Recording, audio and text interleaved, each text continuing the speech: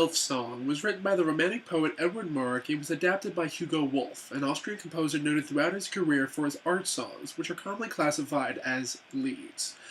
Though I'm not familiar with the majority of Wolf's work, I am, however, very well acquainted with the creative ramblings of Mark, and this particular poem involving a curious elf was the inspiration that manga artist Lin Okamoto used for his pinnacle work, Elfen Lied. Now, I can say without much shame that I have not read the manga series in its entirety, but I have watched through the anime more times than I care to remember, and knowing it differs greatly from the source material at points, it still holds itself amongst my all-time favorite anime experiences. And why is that?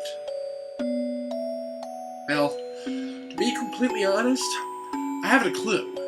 It's simultaneously one of the most saddening, excruciatingly uncomfortable, maddening anime experiences to sit through, as it is one of the worst voice-acted anime I have come across, both with the Japanese and the English dubbing. Though, because of the content and the sincerity of many of the protagonists, I look past the flaws of the series more often than not. Now, the reason for it is particularly for 2 points.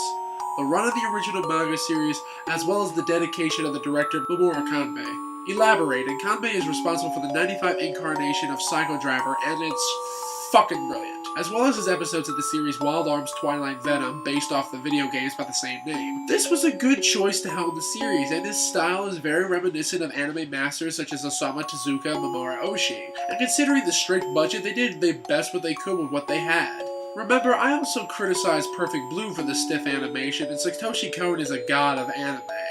But diving into the actual stories of the series, it's a tale of alienation and succumbing to the worst possible circumstances a human could imagine, from scientific experimentation, child molestation, to being eviscerated mind and limb by forces way outside the realm of control. This series is a perfect example of what can happen in the reaction to abuse by peers, by adults on children, and also the amplified effect that alienation and self-persecution has introspectively.